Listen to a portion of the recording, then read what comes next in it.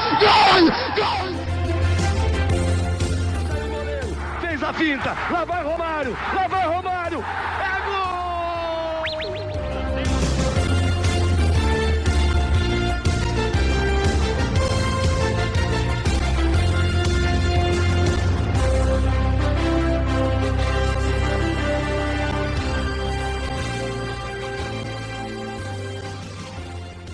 Olá, seja bem-vindo você a mais uma edição do Contcast, o podcast do Conte Verde.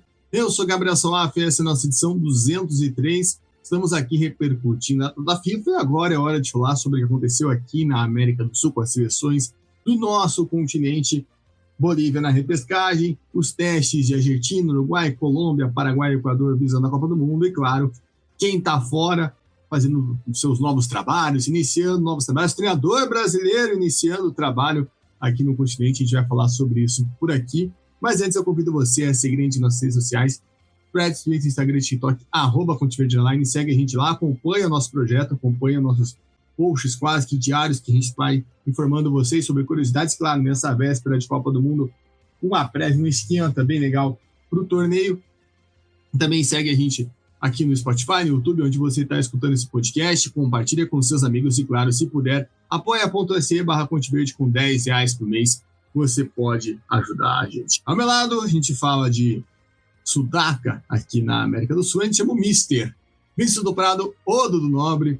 Dudu, seja bem-vindo. Como você bem disse na nossa reunião de pauta desse podcast, para a gente fechar, né? A gente está desde lá de 2023, né? As eliminatórias sul-americanas foram a primeira a começar e, querendo ou não, o último jogo das eliminatórias também envolveu um sul-americano. Só que com um final triste para o nosso continente. Seja bem-vindo. Alô, Salaf, ouvintes do nosso querido Contcast, chegando aí para a gente repercutir literalmente essa reta final mesmo, né? Agora com os jogos aí da repescagem, né? Torcendo muito pela nossa seleção boliviana, infelizmente não foi possível, né? Acabou ficando ali pelo caminho. É uma pena porque gerou uma comoção nacional, né? A busca pela classificação, mas a gente vai repercutir aí um pouquinho desses jogos e o que os nossos outros times aqui do continente podem estar aí nos últimos ajustes para a gente ver se a coroa se mantém no nosso espaço, né? Já que detemos o atual título mundial, vamos ver se a Copa do Mundo fica na América do Sul. Vamos ver aí como que vem os nossos times aí. A Copa tá batendo na porta e a gente tá acompanhando tudo. E tem gente na atual campeã lá que tá sentindo o calo apertar. Enfim, a gente vai falar isso daqui a pouco. Mas, Dudu, vamos começar então pela repescagem, né? Pelo que valia a vaga.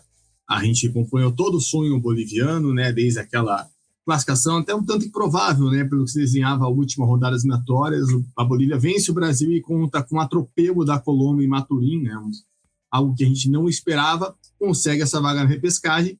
E querendo ou não, claro, todas as seleções têm suas histórias, todas as seleções têm países apaixonados, mas a gente está mais próximo, claro, que a história da Bolívia, como os bolivianos lidaram com essa disputa, enfim, essa expectativa mexeu muito, né, com nós.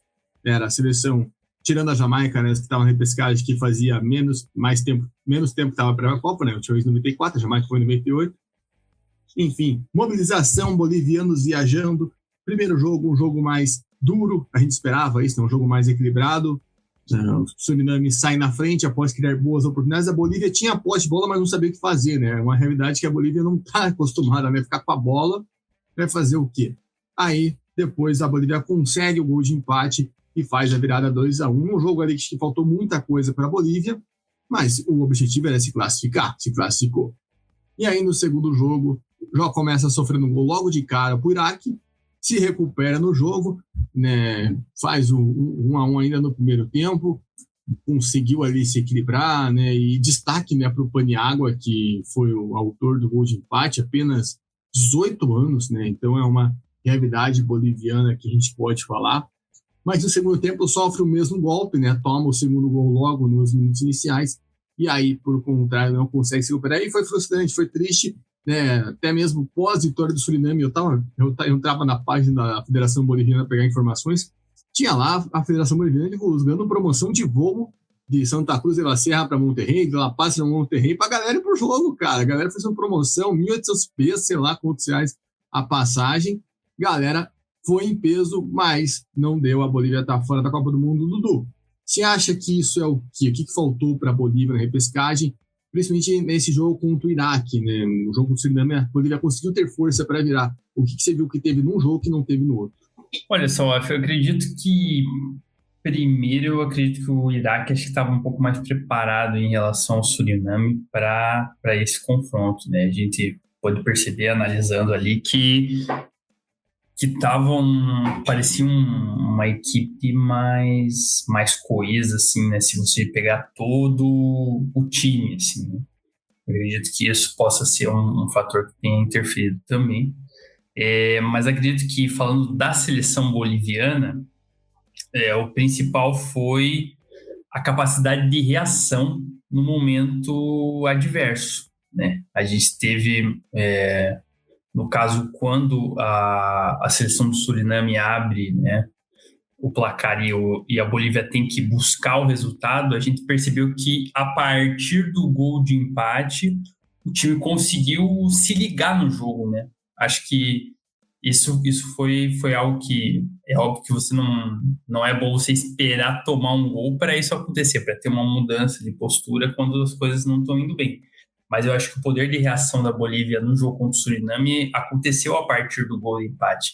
Tanto que o gol da virada veio pouco tempo depois, né? Então, a Bolívia conseguiu imprimir um ritmo mais forte ali a partir da adversidade.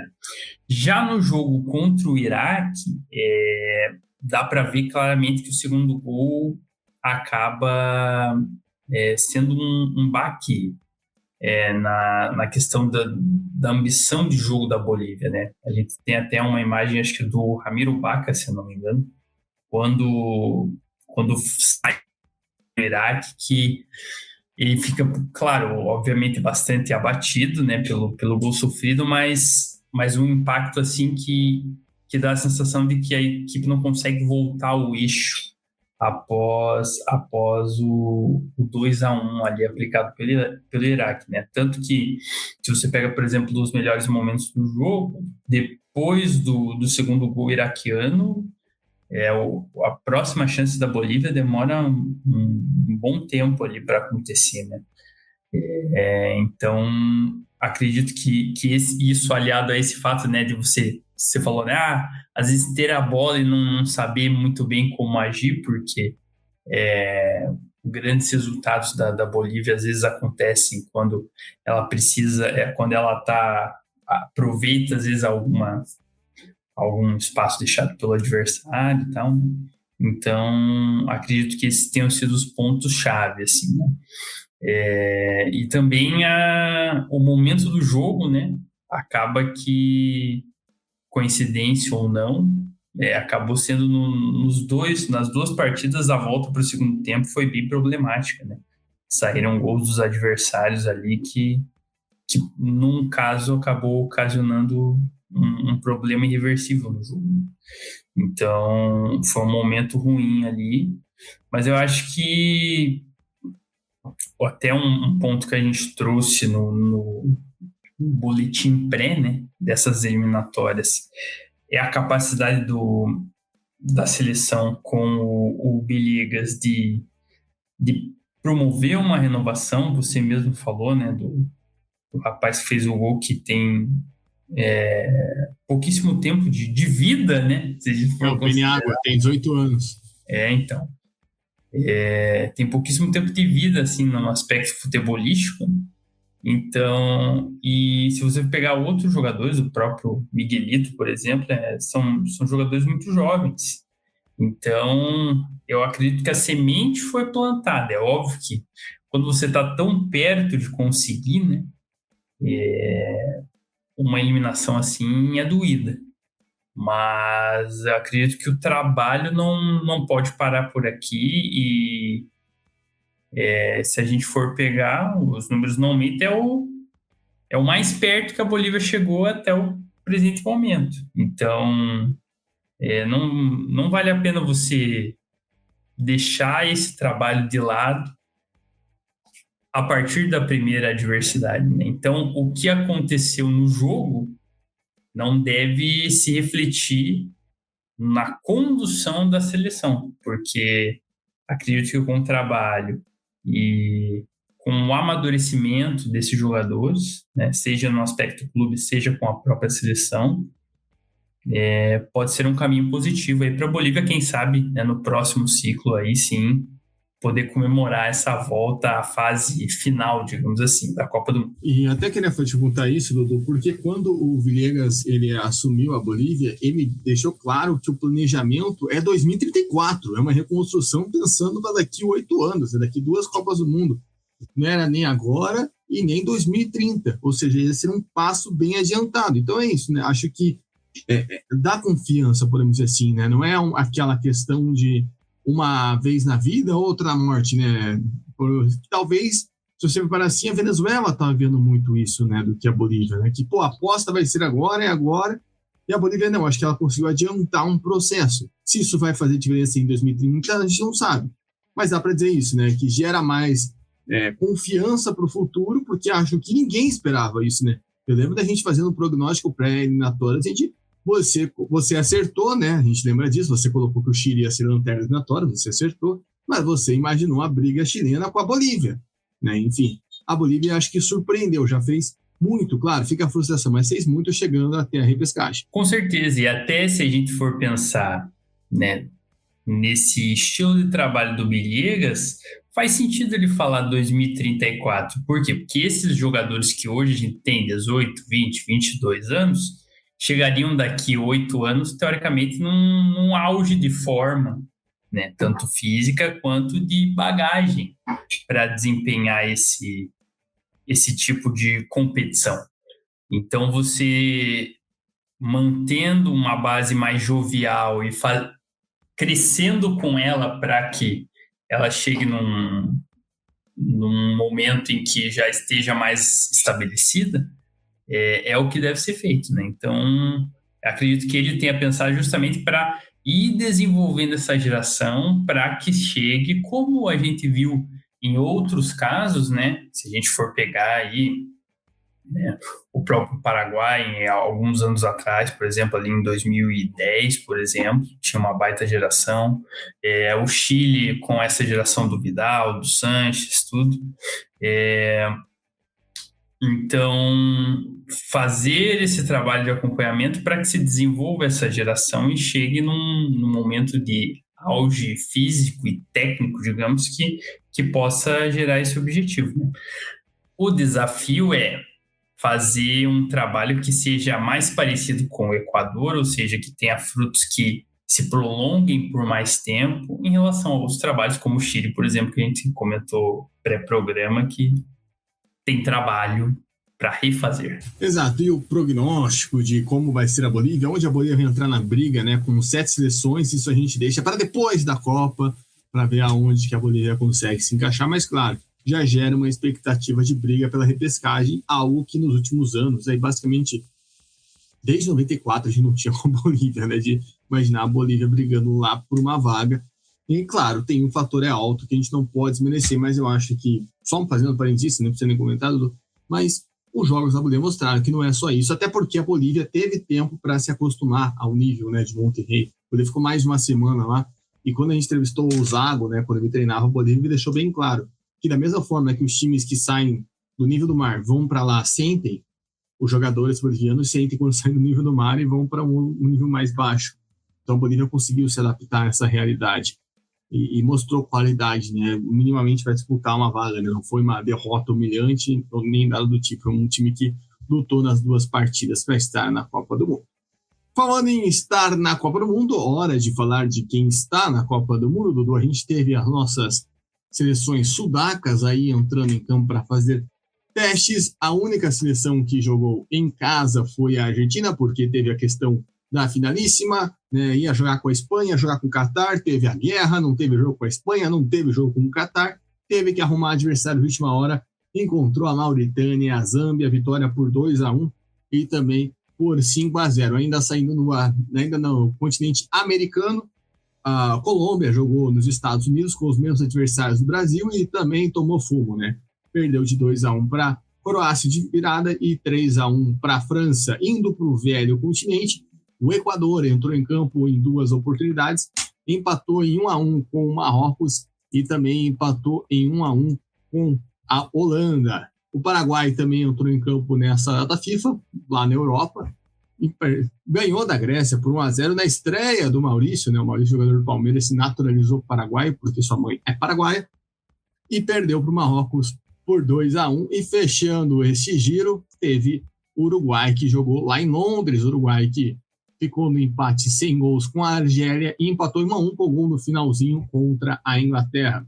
Dudu, gostei do Equador, né? Chama a atenção os estados positivos do Equador. Paraguai ali com o Alfaro se ajustando, claro, pegar Marrocos é difícil, Uruguai com empates. E a Argentina que está numa crise porque venceu seleções africanas. Né? O pessoal tá boladaço lá na Argentina, falando que a Argentina não tem a preparação ideal para a Copa do Mundo. Assim, se você for pegar no aspecto total, eu até concordo com você, né? Porque com quem está reclamando, caso não que o Dudu esteja reclamando disso, né? Pelo contrário, o Dudu só está sorrindo e acenando nesse momento e tomando um gole de água.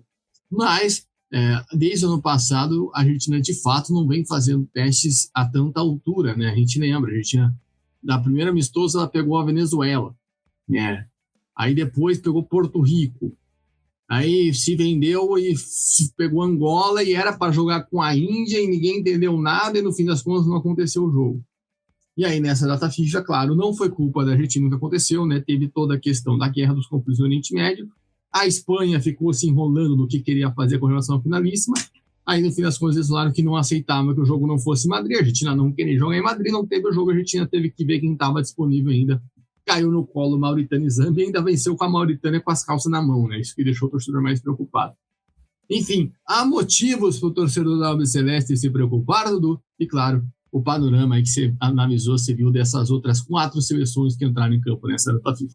Olha, Salaf, assim, eu acredito que concordo no sentido de que a Argentina ainda não teve aqueles testes, né, nesse ciclo para 2026. Fez uma eliminatória tranquila, apesar de a gente ter um número de vagas grande para o nosso continente, né, em comparação à quantidade de países, mas fez uma eliminatória segura. Até aí, beleza. Embora teve alguns percalços em alguns jogos específicos, né? Concordo que o nível das seleções enfrentadas bem baixo, né? Mauritânia e Zâmbia, com todo respeito, assim, né? Acabou acontecendo, né? Foi quem, como você falou, quem estava disponível, mas ainda assim, né? Não é um nível alto. Então a gente sabe que isso não é algo bom para você ter esse ritmo. Isso é um ponto. Até aí, pacífico, concordo.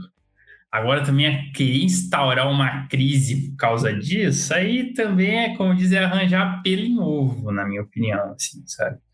Eu acredito que é importante você ir criando esse ritmo, mas o que vai valer mesmo é lá na hora do vamos ver, das partidas, né? Então, a gente já viu muitos casos de seleções que começam claudicando. Se a gente for lembrar, a própria Argentina perde para a Arábia Saudita no começo da campanha do título mundial de 2022. Então, o mês em questão em que se joga a Copa é a parte em relação, às vezes, um ou outro tempo de preparação. É claro que se você vai mal o ciclo inteiro, é mais difícil. Você tem que fazer algo muito sobre-humano para você conseguir uma campanha de destaque, né? Mas a gente sabe que a Argentina tem uma equipe coesa que pode, né, ter um bom desempenho na Copa. Mas o que vai ditar mesmo é como vão estar esses jogadores naquele mês aí em questão. Porque às vezes uma partida, um dia que as coisas não encaixam, você vai embora. Ou então, às vezes, nada está dando certo, um lance de genialidade de algum dos jogadores da Argentina pode ser definidor para um avanço ou às vezes até para um título, né? Então, é óbvio que quanto mais preparado você estiver, melhor. Beleza, mas aí também é falar assim, estamos numa crise, né? Crise no Monumental de Núñez, aí também já é demais, né? Aí, sabe o que é? É aquele torcedor que não tem nada para falar também, e aí às vezes precisa criar alguma coisa, sabe? Tá e literalmente invade a coletiva de imprensa, né? Que foi o que aconteceu com o Lionel Scaloni semana passada. Então é isso, tipo, às vezes o cara, a personalidade do torcedor quer porque quer questionar alguma coisa, né? Mas eu acho que vamos com calma, né? Vamos ver a preparação ali na parte final dos treinos, tudo, e ver como chega para o jogo. Porque a gente sabe que também, para jogos mais definitivos, o ânimo muda, a intensidade muda, né? Mesmo que às vezes jogue com uma seleção mais forte, nem sempre é garantir que o time vai entrar com a intensidade 100%. Então, acredito que ainda vamos com calma em relação a isso. Com relação às demais seleções e aos resultados, realmente chama atenção o desempenho da equipe equatoriana, né? Trabalho do BKSS aí bem equilibrado, e a gente percebe que o time consegue fazer frente, né? Então, nesse caso, desses testes do Equador, por exemplo, só corroboram o bom desempenho que já vinha vindo. Então, aí é um ponto bacana, né? Também pode acontecer de ser desastroso na Copa, mas, assim, a construção vem sendo bacana, e esses resultados fora do nosso âmbito apenas confirmam o bom trabalho que vem sendo feito, né? No caso do Paraguai, né, ali se ajustando também, o Uruguai conseguindo empates, né, contra a Inglaterra, né, chega a ser um bom resultado, né, mas vamos ver como vai ser, né, o desempenho, né, ofensivo, né, da seleção celeste, né, que com, né, a saída do Suárez durante o ciclo, a gente vai ver como que, né, vai ser a questão no Mundial, né, desse possível impacto. E é isso, eu acredito que as seleções vão se ajustando nesse sentido, né? A Colômbia fez os mesmos jogos que o Brasil, então é bom para ver como que reage, né? Ainda mais se tratando da Colômbia, que a gente teve uma montanha russa aí ao longo dessa preparação. Então, eu acredito que assim, os testes são válidos para ver como que as equipes se comportam em um jogo a nível mundial, ou nem tanto no caso da Argentina, né, dos adversários, mas eu acredito que é apenas uma etapa da construção que vai se botar à prova de fato quando os jogos vierem valendo, e aí sim os atletas vão jogar na intensidade que imaginam ser o máximo, as táticas também. Então é tempo de apurar as coisas, mas nada definitivo ainda, porque o que vai valer é quando a bola rolar lá na América do Norte. Exato, por isso que é preparação, né? Então vamos ficar de olho. E claro, o Uruguai me chama a atenção porque o Uruguai empata demais, né? Acho que isso me preocupa um pouco desde as eliminatórias, né? O Uruguai, desde que terminou as eliminatórias, eu tô pegando aqui o retrospecto, ó. Ganhou da República Dominicana e ganhou do Uzbequistão, beleza. Aí empatou com o México sem gols, tomou um passeio dos Estados Unidos por 5-1 e agora novos empates. Então tem essa questão aí que ainda não venceu mais do que empatou, né? A seleção uruguaia tem uma derrota só nesses testes. Mas enfim, vamos ver como é louco de você chega para a Copa do Mundo. E falando em Copa do Mundo, comentando quem não está lá e quem não está lá, Dudu está tentando começar um novo trabalho, né? Começar novos ciclos, tentando rearrumar a casa. E a gente tem algumas novidades, né? A gente tem, claro, a seleção peruana que chamou Mano Menezes para ser esse homem. Ele já passou pela seleção brasileira, já teve outros trabalhos, a gente conhece muito bem ele. Estreou aí, né, ao longo dessa data FIFA com 2 partidas. Derrota para Senegal por 2-0, resultado, vamos dizer assim, mais do que esperado, até pelo nível que é Senegal e também o nível que é a seleção peruana. E aí depois uma vitória que estava sendo construída contra a seleção de Honduras e no fim das contas acabou se tornando um empate, né, com um gol no último lance. Agora passando para a seleção chilena e Venezuela, as duas mantiveram os interinos, né, que a gente já viu desde o ano passado, né? O Chile segue com o Nicolás Córdoba, jogou a FIFA Series na Nova Zelândia, ganhou de Cabo Verde por 4-2, um resultado até empolgante, né, pela situação do Chile e Cabo Verde que estão na Copa, mas no segundo jogo veio aquele choque de realidade, uma goleada de 4-1 para a Nova Zelândia. E a Venezuela, né, que também trocou esse treinador, o Fernando Batista foi embora, o Fernando Batista que assumiu a seleção da Costa Rica, inclusive eu estava vendo os lances da Costa Rica, estava lá, ele tomando uma sapatada de 5-0 por Irã, mas esse assunto para outro podcast. Osvaldo Vizcarrondo, que foi o treinador que assumiu já no final do passado, também se manteve 4-1 para cima de Trindade e Tobago, jogo de vizinhos ali, jogo de comadres, como já diria Leandro Leonardo, e aí na final da FIFA Series, empate sem gols com o Uzbequistão e derrota nos pênaltis.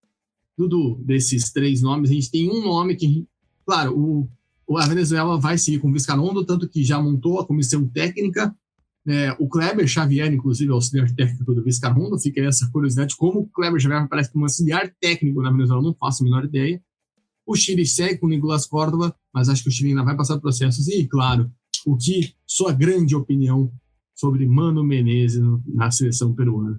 O que esses testes aí dessas seleções que estão em construção mostraram nessa data FIFA de março? Bom, desses 3, o assunto mais badalado, sem dúvida, Mano Menezes na seleção peruana, né?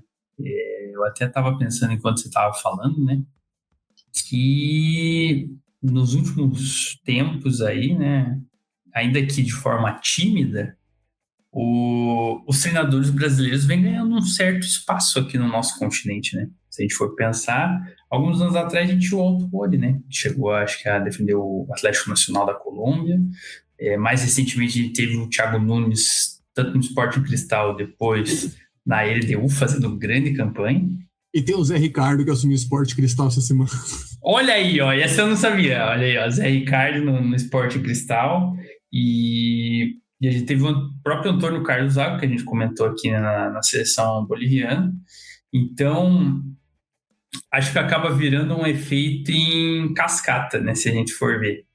Como alguns treinadores estrangeiros vêm para o nosso futebol e acabam tendo seu protagonismo, alguns treinadores acabam migrando para os vizinhos, e aí os vizinhos tentam fazer um movimento parecido, mas com um aspecto financeiro, às vezes o treinador brasileiro encaixa melhor, dependendo da situação. Às vezes não, às vezes faz uma aposta num treinador europeu diferente, né? Mas fato é que, pouco a pouco, os brasileiros vão ganhando espaço aí nas casas matas do nosso futebol sul-americano, né? Quanto à escolha do Mano Menezes para a seleção peruana, bom, de cara é melhor que acho que todos os outros aí que passaram nesse nosso ciclo, né? O Jorge Fossati ainda tem uma história dentro do nosso futebol sul-americano. Agora, o Reynoso, meu Deus do céu. Então, assim, a gente sabe que pelo menos a escolha do Mano Menezes é um treinador que vai trazer aí uma vitrine para a seleção peruana, mas que também ele tem já uma bagagem boa, inclusive uma bagagem de seleção, né? Isso pode ser algo que pode ser positivo, porque já se tem uma noção, pelo menos, de como funciona o dia a dia, de você ir garimpando os atletas, né? Acredito que possa ser interessante. Com certeza a gente não pode tapar o sol com a peneira, né? Apesar de ter trazido o Mano Menezes, ele vai ter trabalho. Ele vai ter trabalho, porque essa entre-safra do futebol peruano aí que atravessa, né? Ele vai ter que, né, se ele tiver uma vida longa ali, né? Ele vai ser um dos comandantes aí desse processo.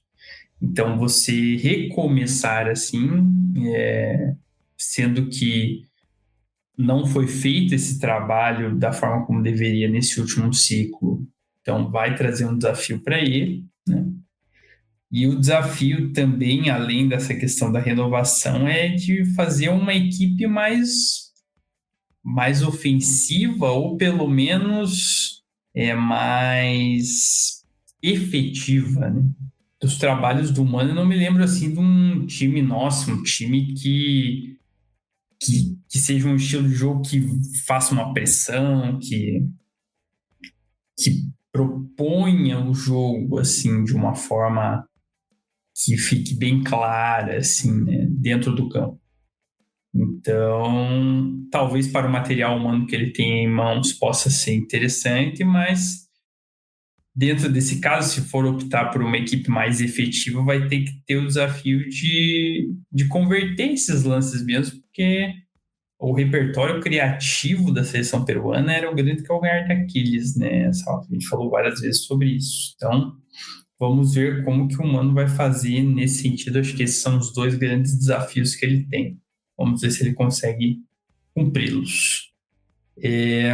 Quanto à questão de Chile e Venezuela, o Chile, quando a gente achava que não podia chegar no fundo do poço, ele vai lá e cava mais um pouquinho, né? Porque, com todo respeito à Nova Zelândia, mas se a equipe gostaria de chegar numa Copa do Mundo, não pode ser goleado pela Nova Zelândia. Entendeu? Agora você imagina o que o Iraque não ia fazer com o Chile se fosse. Se foi 4-1 para a Nova Zelândia. O que o Suriname não ia fazer com o Chile, doutor? Isso, exatamente. Eu ainda fui bondoso. Se chegasse ao confronto, né? Porque o Suriname perdeu uns 2-3 gols ali. Se tivesse o centroavante lá, tivesse numa tarde mais inspirado, podia ter azedado para a Bolívia antes. Até. Então, assim, o Chile realmente tá muito a desejar, assim. E a Venezuela recomeçando, né? Então, assim, meio que vai ser vamos repetir as mesmas palavras do último ciclo, mas é isso, é ter o mental no lugar, construir passo a passo. A parte boa é que tem uma base e já se sabe a importância do Caldeirão de Maturim, apesar do último resultado das eliminatórias, né? Mas é isso, é reconstruir esse mental. O Vizcarrondo vai ter essa missão aí pela frente de fazer com que esses atletas, esse material humano que tem qualidade técnica, consiga novamente se reunir nesse objetivo e ter um pouco mais de tranquilidade para não deixar com que uma afobação ou uma ânsia por essa busca possa botar tudo a perder. Então é isso, é reconstrução mesmo, no caso dessas 3 seleções por caminhos diferentes, o passo é realmente reconstruir suas jornadas dentro do nosso futebol sul-americano. Pois é, e se uma pessoa pedir, a gente vai lá atrás do Kleber Xavier para ver se ele vem falar aqui conosco para contar essa realidade, agora analisar como que é essa reconstrução, né, buscando esse sonho, e claro, também o Mano Menezes assumindo a seleção do Peru. E enquanto você estava falando, eu estava lembrando, né, o Mano Menezes já não é a primeira vez que a gente vê o nome dele cotado para a seleção, já vimos ele sendo cotado na Venezuela, no Paraguai ali, depois que o Schelotto foi demitido, eu lembro que era um nome que estava bem forte, o do Mano Menezes. Se eu não estou enganado, a seleção de Honduras também foi mais uma que o Mano Menezes foi cogitado, se não foi Honduras, foi alguma Costa Rica, alguma ali da América Central, o Mano Menezes também já foi cogitado, ou seja, o nome dele não é novidade nesse mercado de seleções, então é um nome que já vinha, né, e, enfim, fazendo coisa, tá aqui até vendo, né, que ele recusou o convite, foi quando ele assumiu o Corinthians em 2023, ele recusou um convite da Costa Rica para assumir o Corinthians naquela época, né? Então, só para te ver como que o nome dele está sempre nessa pauta do futebol de seleções e agora ele tem essa oportunidade. Vamos ver. É claro, são 3 trabalhos difíceis, até porque a realidade do futebol de seleções, pensando nas seleções que vão disputar uma vaga para a Copa do Mundo 2030, Brasil e Equador não apresentam uma desevolução da sua geração, pelo contrário. Se tem alguém ali que pode dar uma patinada é a Colômbia, mas ainda eu vejo num nível muito superior. Então talvez a gente tenha as 4 se matando por uma vaga e vai saber o que a Conmebol vai fazer nessas eliminatórias. Mas isso é papo para depois da Copa do Mundo. Nós já sabemos que as sessões estão construídas. Tá certo, pessoal? Então, antes que a gente comece a filosofar sobre o que a gente nem sabe que vai acontecer, a gente fica por aqui. Agradeço pela sua audiência, pelo seu carinho, pela sua companhia nesse ciclo inteiro, né? Começamos pela América do Sul, terminamos, querendo ou não, com o sul-americano. Então, começamos na Cidade do Leste e terminamos em Monterrey, esse nosso caminho, sempre com a visão sudaca. Lembrando só para você seguir a gente nas redes sociais, Threads, Twitter, Instagram, TikTok, @ContiverdeLine, segue a gente, vai dar essa moral também. Segue a gente no Spotify, no YouTube, aonde você estiver escutando esse podcast. Se puder, apoia.se/Contiverde com R$10 por mês. Você pode ajudar a gente, né, a manter o nosso projeto e, claro, compartilhe com os seus amigos. Dudu, nosso Mr. Sudaca, muito obrigado. Sua parceria aí ao longo de todo o ciclo. E agora chegou a hora, né, de ficar de olho em Copa do Mundo. Chega de Chile, chega de Venezuela, chega de Mano Menezes, pelo menos até setembro, né? Agora é hora de Copa do Mundo. Forte abraço, meu irmão. É isso aí, amigos. Né, o importante quando a gente percorre uma trajetória dessas é observar o caminho e ver o quão foi bacana ver as equipes evoluindo, ou algumas evoluindo, faz parte, né? Mas ver essa trajetória para que a gente chegue na grande arena, né? Onde rola a bola de verdade e aí as equipes vão mostrar a que vieram e o que podem produzir aí nessa Copa do Mundo. Expectativa muito grande, a gente vê grandes jogos, vê as nossas seleções sudacas indo bem, se desenvolvendo bem. E como eu falei, eu quero que o título fique aqui no nosso feudo. Então vamos torcer bastante aí para uma das nossas seleções conquistar mais uma vez a Copa do Mundo.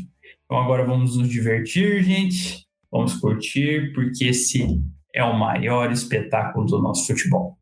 Forte abraço a todos. Vamos que vamos na torcida pelos nossos sudacas. Valeu, gente. Forte abraço. Valeu, Dudu. Valeu você ligado no podcast. A gente volta, né? A gente tem mais podcast repercutindo nessa data FIFA. Contamos com a sua audiência. Contiverde, o caminho da Copa do Mundo passa por aqui.